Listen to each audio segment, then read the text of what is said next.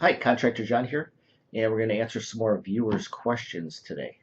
Our first question comes from Samuel, and he says, how do I calculate the square footage for my kitchen floor?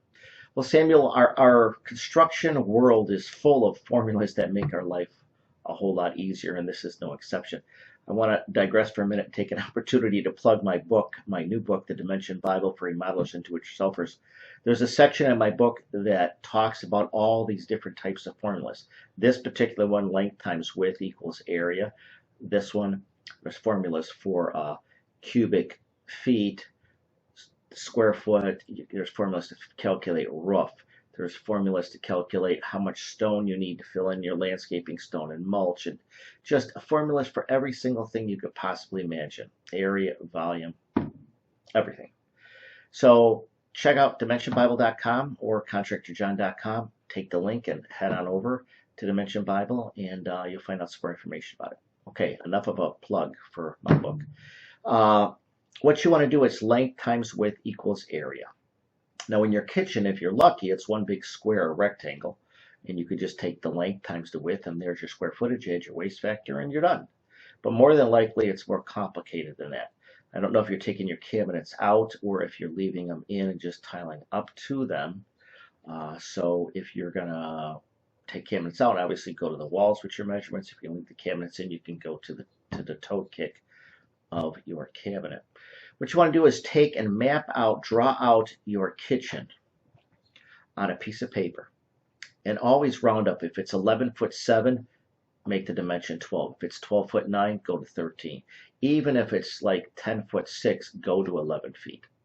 Draw all that on your paper, and then make the largest squares or rectangles you can make within that whole footprint.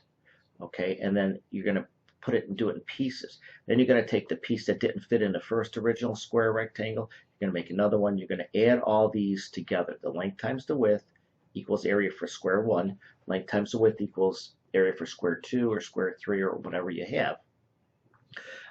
If you have a triangular area, make a square out of it and then just cut it in half. All right. That would be the easiest way to do that. Then add all of those up and you'll come up with your square footage.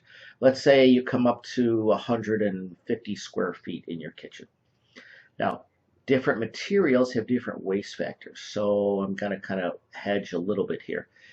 If you're going to go with like something like a small mosaic tile or something that's like an inch square, the waste factor would be probably in the 3 to 5% range, somewhere in there.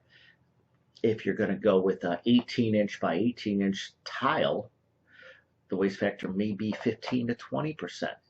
It just depends on some of the material. If you're going to go with wood planking, how big are the planks?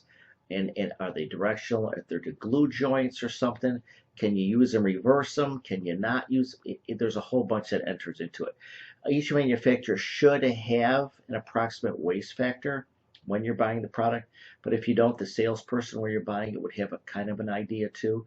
But something, a general rule of thumb is about 10% waste, and if you've got larger tiles, you go up, or larger pieces of wood or whatever, you go up.